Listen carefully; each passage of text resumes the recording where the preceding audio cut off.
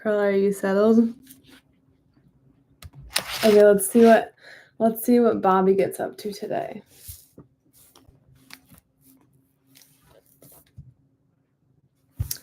Okay, chapter 26, page 576, and the chapter is called Two Brothers. Oh boy, and now I have a cat on top of my book.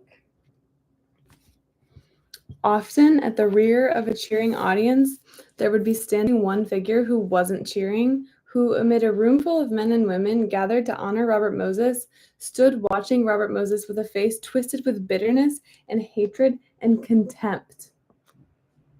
He was Robert Moses's brother.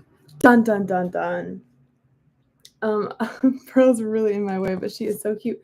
It's so hard for me to be mad at her. I kind of like it when she joins, but Pearl, you're so in my way. Paul Moses. Pearl, you're putting your butthole to the camera. Be a lady. Paul Moses had a strange story to tell about this hero who appeared particularly heroic because, so the legend went, he had absolutely no interest in money. Robert Moses, Paul Moses said, had cut him out of part of his inheritance. And, Paul said, his brother had done more. To minimize the possibility of mutual acquaintances finding out what he had done, he had used his influence to keep Paul away from those acquaintances as much as possible.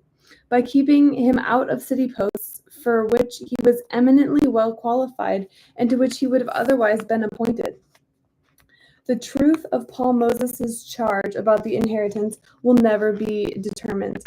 His mother, who left it, is of course dead, and so to the last man or woman are all but one of her friends and relatives who might be in a position to verify or deny his story. The single exception, of course, is his brother.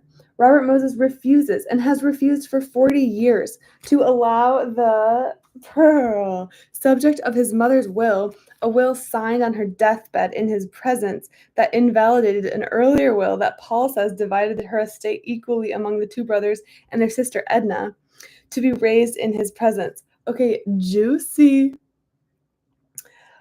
The truth of Paul's charge is, moreover, clouded further by the personality of the man who made it and by the shadows which surround certain periods of his life. Paul could have dispelled those shadows. For months, the author asked him to do so. He refused, saying it was no one's business but his own. Finally, he said he would at their next interview. On the day before that interview, he was stricken with his final illness. From the hospital, he telephoned the author and began the story. Before he could get more than a few sentences in, he collapsed. Several days later, he died, leaving shadows forever undispelled. Okay, this is like the craziest. There have been many crazy chapter starts. This is like hands down the craziest one. I started a little document called The Power Broker Moments, and it's when, things like kids lining up for digging in the dirt happen. Just good moments. I need to put this down. Page 576. Brother dying on the phone with Caro, basically. If you're just coming in with the craziest chapter start ever, basically, Robert Moses's brother, Paul, claims that Robert cheated him out of his inheritance.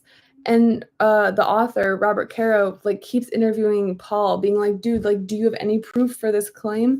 And Paul's like, yeah, I'll get it to you soon. And then eventually he's on the phone telling him this supposed proof that his brother stole his inheritance, and he just keels over and dies.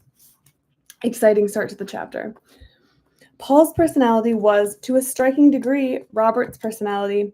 The mixture of brilliance, idealism, and arrogance that flowed in so rich a strain from the two fierce women who dominated their family, their grandmother and their mother. If the strain was clear in Robert, it was just as clear in his brother, born in 1887, a year before him. If the two Moses boys were in their youth a stunning matched pair, physically, both tall, slim, graceful, haughty, their olive skin, high cheekboned faces not only remarkably handsome, but so similar that they might have been twins. two quick-minded, quick-tempered, passionate young Spanish grandees. The passing years in which, while his brother stayed slim, Robert's neck and face above it became bulky, made clear that the resemblance was more than physical. Robert Moses was charming. So was his brother. Inquire about Paul Moses of a dozen women who are old now and who have not seen him since they were young, and a dozen wrinkled faces light up with almost involuntary smiles as they remember him. Paul was a very good-looking man, says Mrs. Carl Proper, a widow of an official in Ed Flynn's Democratic machine. He was tall and very elegant and very bright. He had a mind. But the big thing about him was that Moses' charm. It just washed over you like a wave. His life was to be filled with beautiful, sophisticated women because, Mrs. Proper says, they absolutely threw themselves at him. From the moment he walked in the door at a party, you could see women, the most beautiful, elegant women, watching him out of the corner of their eye. He was scintillating.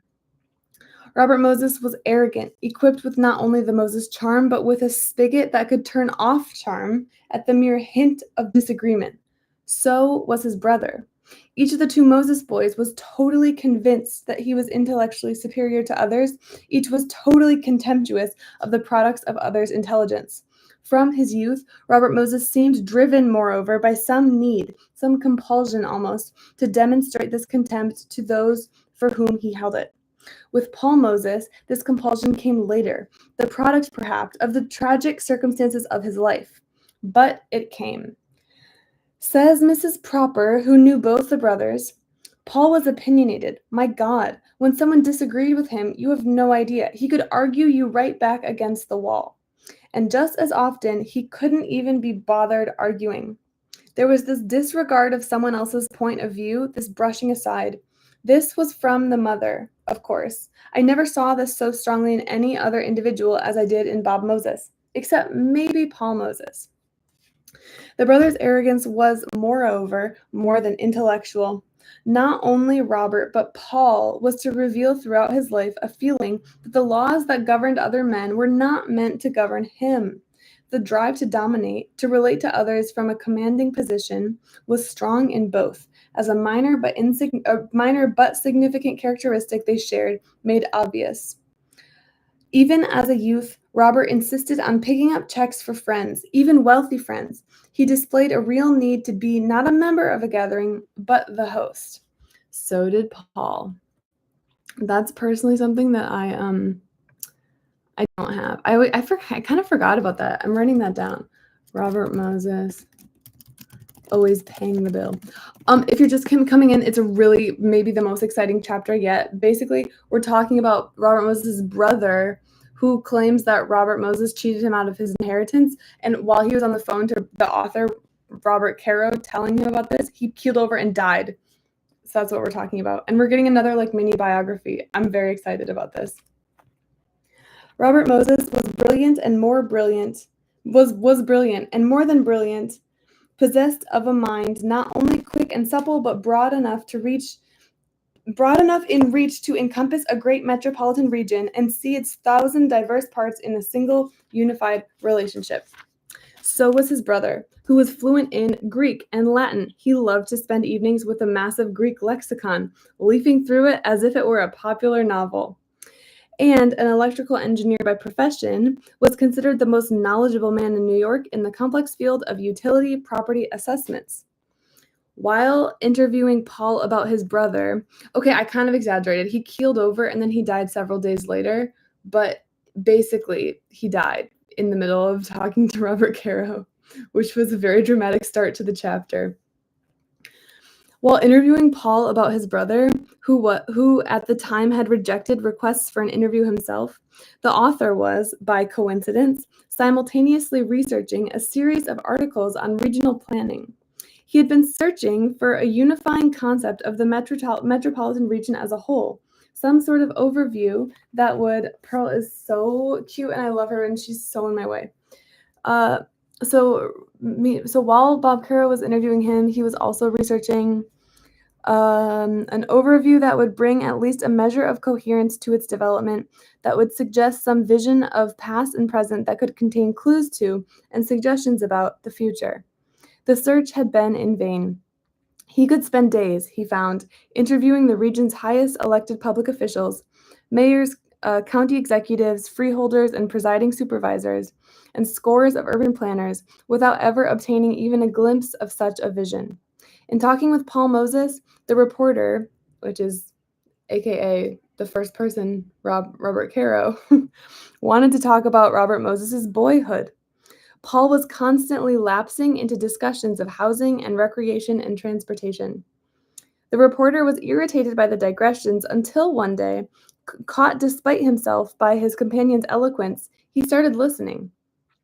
And then he suddenly realized that he was hearing at last what he had been seeking for so long, a shaping vision of how to plan the most heavily populated and densely congested metropolitan region in the world. Hearing it pouring out of a man who had never in his life held any official or unofficial planning position.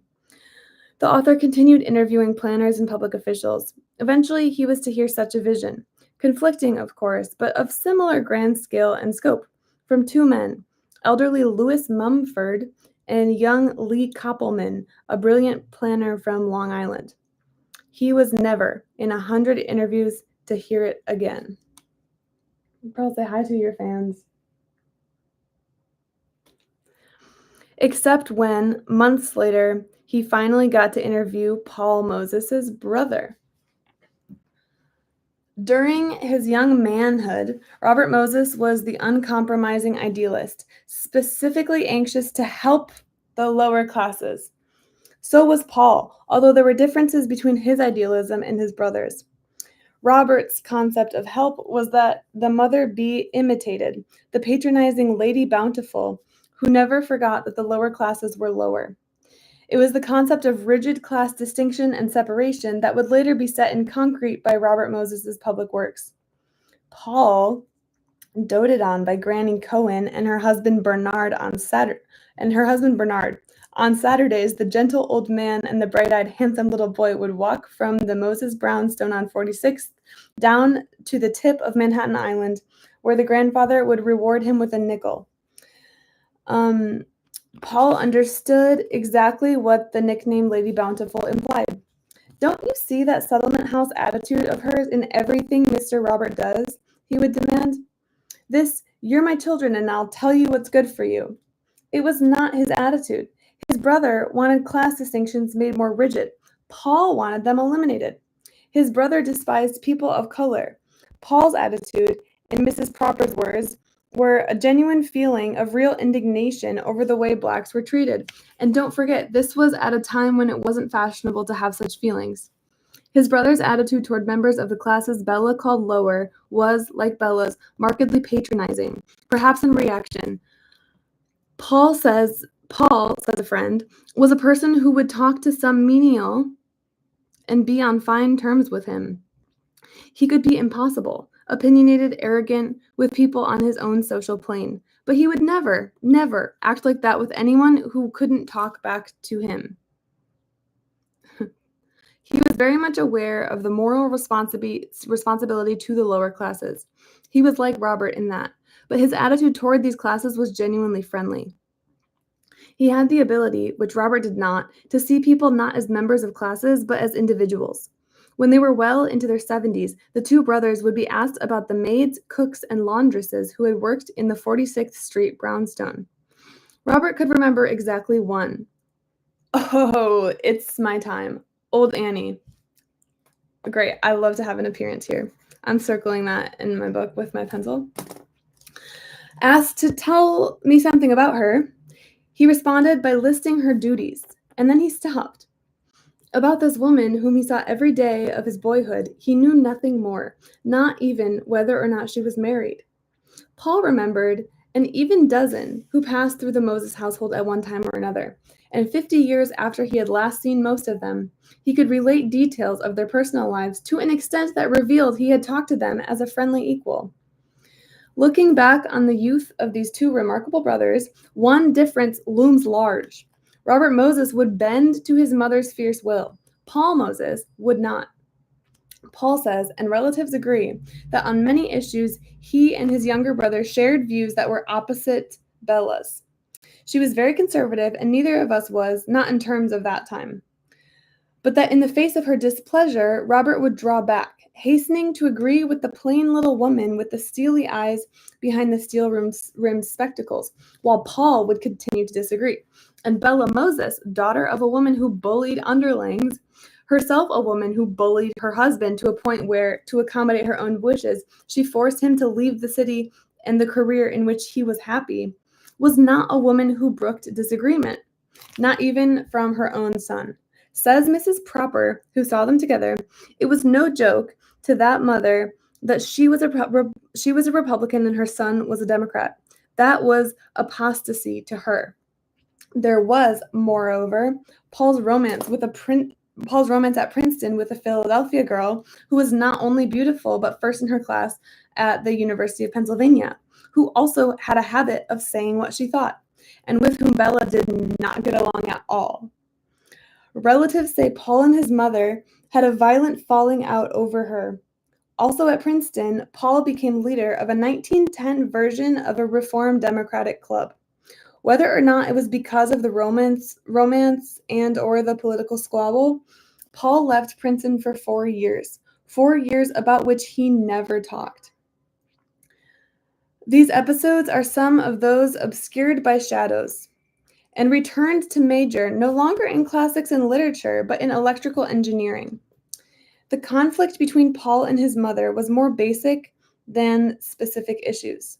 It was fundamental as the fact that when the family discussions grew especially lively, Robert knew where to stop and his older brother didn't, or if he did, refused to act on the knowledge. Paul was always the same. A maverick, a dissenter, based on this sense of social injustice, Mrs. Proper says. And you only had to meet that mother once to know that that was a house in which very little dissent was tolerated. She never did succeed in running me, and that's what made her mad, Paul said. I'm so curious about what happened in the 4 years when he took a break from college. I feel like there's so many mental illnesses that kind of rear their head when you're like in the late teenage, early 20s years. I don't know, like I feel like people have schizophrenia a lot then and like bipolar and stuff. And I bet in the old days you would just not talk about it. I shouldn't assume anything. It could have been anything, obviously. I'm just thinking about that. Paul paid a high price for his independence. He wanted to go into public service as much as his younger brother did, but instead, in 1913, the year in which Bella secured for Robert a coveted place in the Bureau of Municipal Research, it was announced to Paul one evening that a partnership had been arranged for him with Kuhn, Loeb & Co., the investment banking firm in which Bella's brother-in-law was a partner. Paul declined to follow the pattern his mother had laid down for his life. What, he recalls saying, you don't expect me to go downtown and spend the rest of my life juggling pieces of paper, do you? Well, that's what the banking business is, isn't it? Juggling pieces of paper? He said his father wanted to help him get started in public service, but did not. He says his father wanted to help him get started in public service, but did not. Oh, so the father wanted to, but didn't. Maybe that was obvious to everyone. Why, he would say bitterly, because father did whatever mother directed. That's why. Shadows cover the next few years in Paul's life.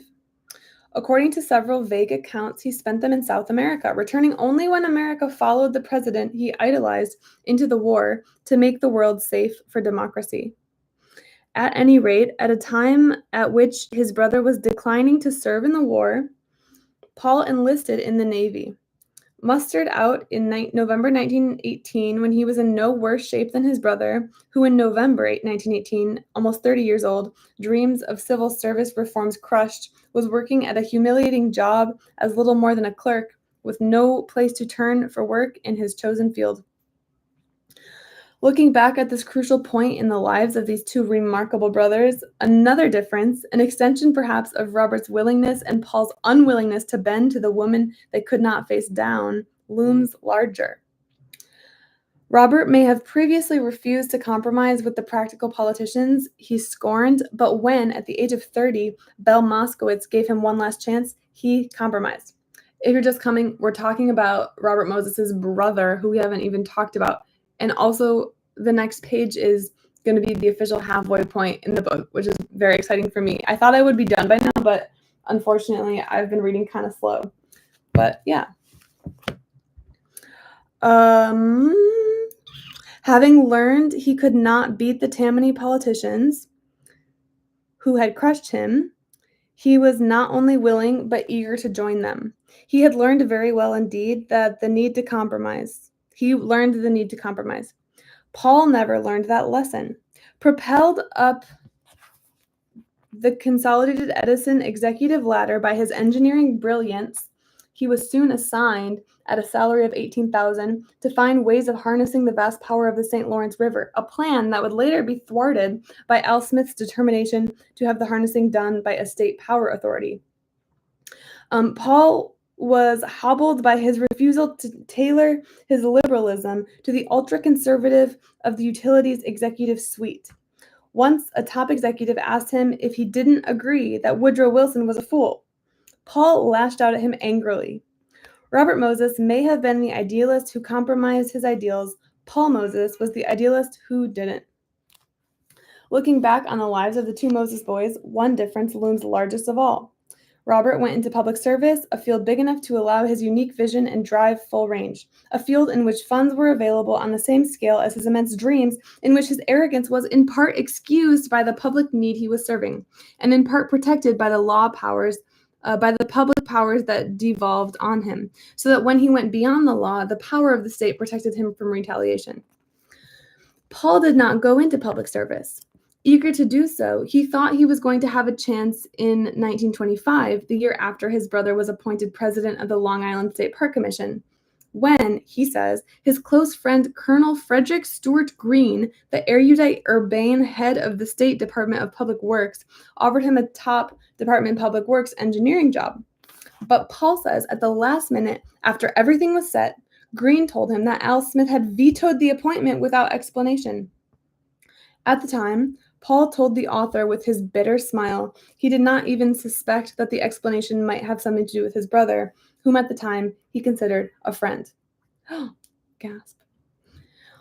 Either through a quirk of fate or because of a spirit of competition with his brother, who was so quickly making a name for himself creating places to swim for the public, Paul purchased a large swimming club in Upper Darby, Pennsylvania. This family is obsessed with swimming.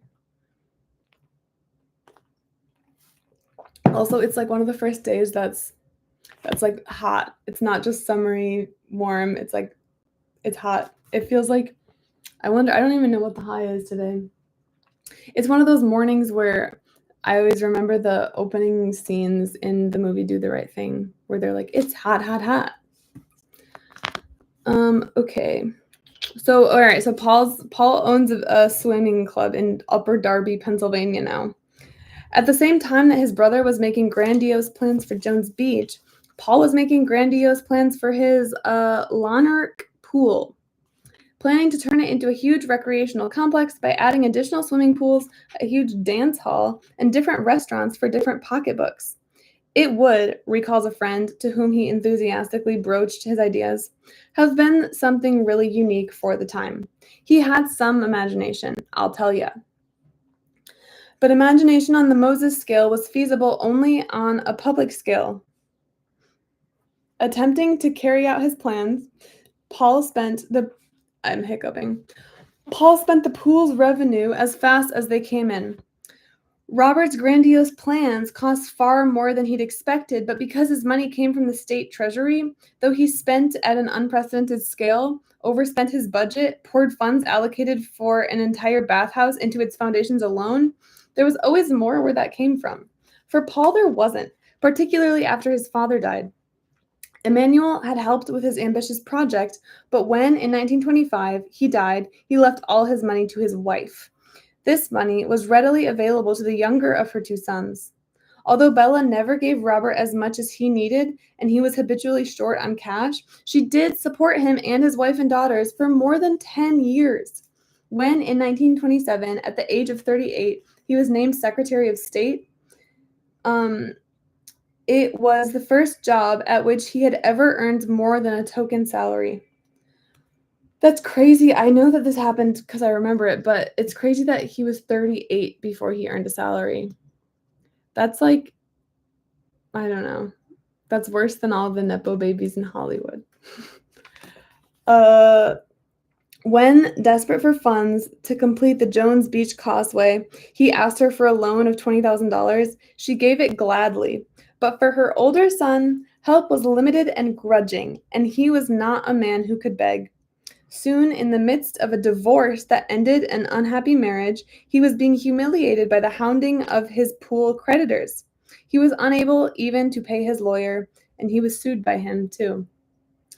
In 1929, there was a reconciliation between Paul and his mother. She asked him to handle her business affairs. Con Ed hired him back on a part-time basis as a consultant.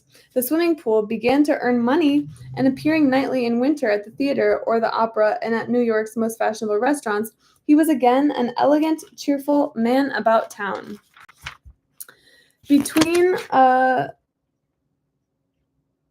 Let's see. That's so funny that so in 1927 he was broke. In 1929 he isn't anymore, but he's about to get hit by the Depression, I think.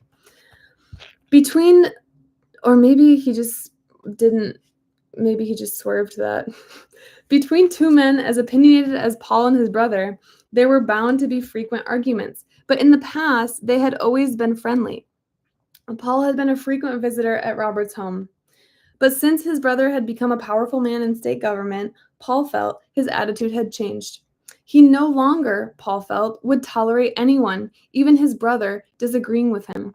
Looking over the aides his brother had selected, Paul recalled thinking, why, he surrounded himself entirely with behind kissers. And it's written there, B-E-H-I-N-D, behind. During one heated discussion, his brother adopted an attitude that there was no sense discussing the matter any further since he knew best. By God, Paul says, I believe you're beginning to believe what these behind kissers tell you. But Paul says there was never any particularly momentous clash with his brother. He believed they were still friends. Then, in January or February 1930, Paul and his mother had another falling out. He left in a huff for Philadelphia, staying there for several months. The reason for the falling out is not known, but Paul said it was no more serious than the other fights he had with his mother, fights after which they had become reconciled. But this time something new happened, something he would never be able to understand, although he would spend the rest of his life trying to understand it. When he came home to make up with his mother at this time, she refused to even see him.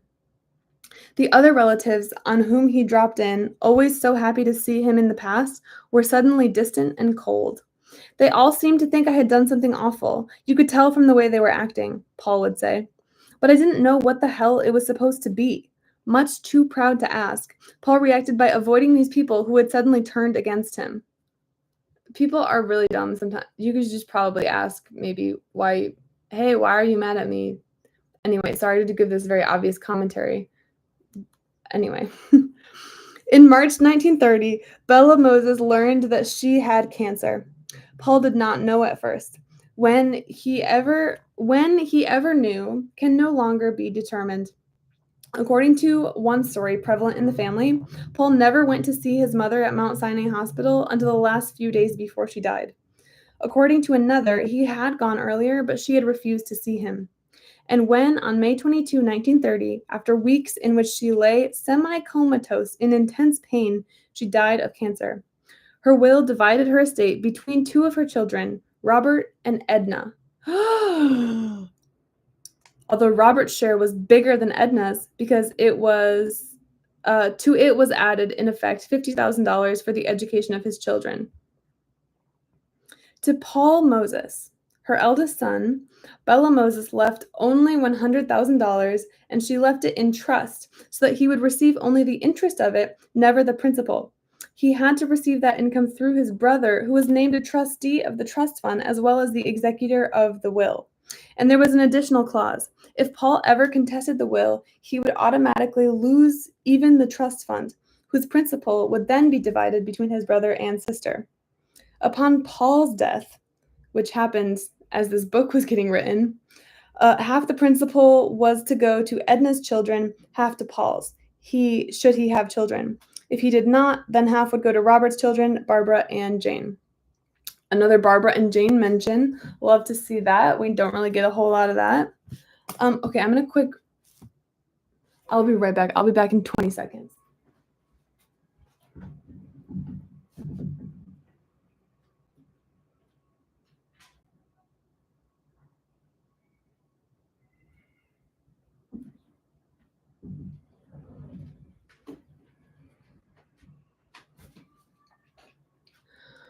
Okay, I think I'm gonna read like maybe 1 or 2 more pages.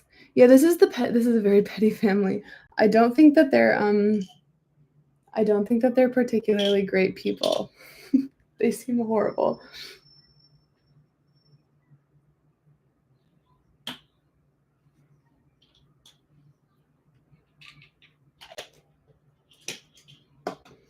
Okay.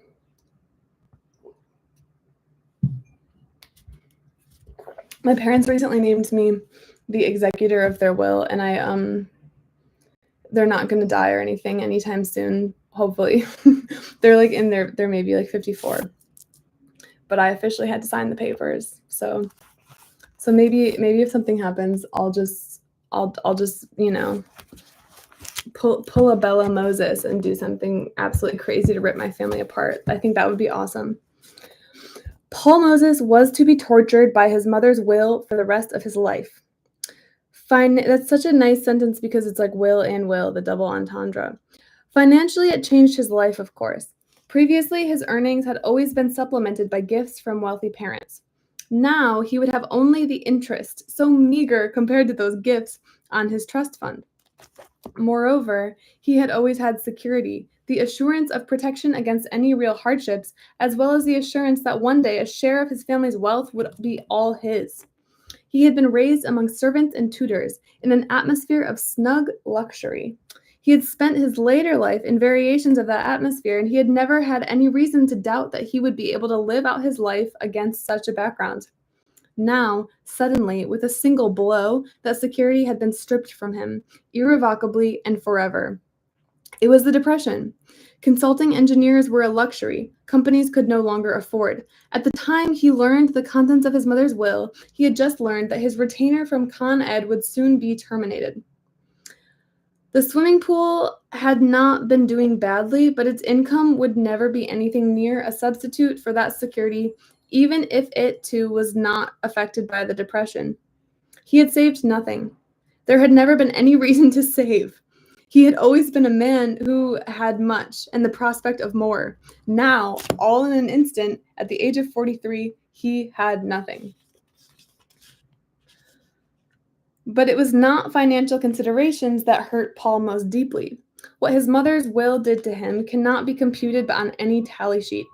He was straightened circumstances his mother had forced him into them. 7 years later, a man of 80, he told the author, "I'm trying all this time to divine what was in my mother's mind. What kind of performance was this? Why did she do this thing?" He was to have to live also with alienation from the rest of his family, an alienation that hurt him the more because he could not understand the reason for it. "I don't know what was in their minds," he would say. "What was I supposed to have done that was so terrible? Nothing that I know of. But they seemed to think I had." It's so crazy that he wouldn't ask. I understand that people have, different reasons for doing stuff, but he was to spend the rest of his life tormented by these questions. And the conclusion that, after years of wondering, he finally reached was one that would not have been illogical to Annesley Wilcox or Justice Clearwater or Paul Kern, or any one of the score of men who had, in one way or another, stood between Robert Moses and something he wanted. His brother, Paul Moses felt, had lied about him when he was not around to defend himself, had poisoned his mother's mind and the minds of other members of his family against him, had exaggerated the details of his divorce and his financial difficulties until they seemed like vicious, unforgivable misdeeds. Paul even had a specific explanation for his mother's decision to virtually cut him out of his estate. I wasn't present, but I know that Mr. Robert must have had something to do with that, he would tell the author. There had been another will, Paul would say, one that divided his mother's estate equally among her 3 children. How do I know? He would say. Because I saw it. I saw it several times. I was handling my mother's affairs, you know. It was just a simple thing, divided into 3 parts after charitable deductions. But Robert Moses had gone to the hospital where his mother lay dying in a drugged state, Paul said, awaiting an emergency operation that was to be performed that night at 10 o'clock with a new will in hand, and at 6 o'clock he persuaded her to sign it. Paul could even advance a reason for his brother to do such a thing. Robert needed money badly, Paul said, and it was also his brother, Paul said, who was responsible for his difficulty thereafter in obtaining either public or private employment in his profession. Okay, the next sentence is so very funny. One of Paul's charges is demonstrably false. Bella did sign her final will during her last illness in Mount Sinai Hospital, but according to the date on the will, she signed it April 4, 1930, 7 weeks before she died. The truth of his charge that his brother lied about him to their mother and their relatives cannot be determined, although it is clear from a series of interviews with surviving relatives that although they regard Paul almost as a criminal, not one of them has any clear idea what his crime, if there was one, was supposed to be. Cousin Hilda Hellman, for example, says he was bad. I think he must have done something pretty awful. What exactly did he do? I really don't have any idea at all, she says. Well then, why does she think he did anything? Mrs. Hellman says it was just an impression she had. Asked the source of the impression, she was unable to remember. But at least one relative, searching her memory, believes it was Robert. Paul insisted that the will be read in the light of Robert's financial situation at the time his mother died, 1930. It was certainly serious. Okay, I think I'm going to stop there. This is kind of a fun chapter. I like it's so fun whenever there's a new character. I feel like, yeah, one of the highlights for me was like the little mini bio of Al Smith. That was really fun.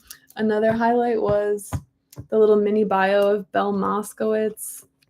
Yeah, the mini bio of Paul is also fun. It's very depressing. Also, Paul is really confusing. Like, you can really tell that Robert Caro does not know what to make of him because I just don't really believe anything he says. Yeah, we're definitely officially halfway. Page 584 and a half. So the halfway point was like 3 pages ago, I think. You could check me if you wanted. Let's see.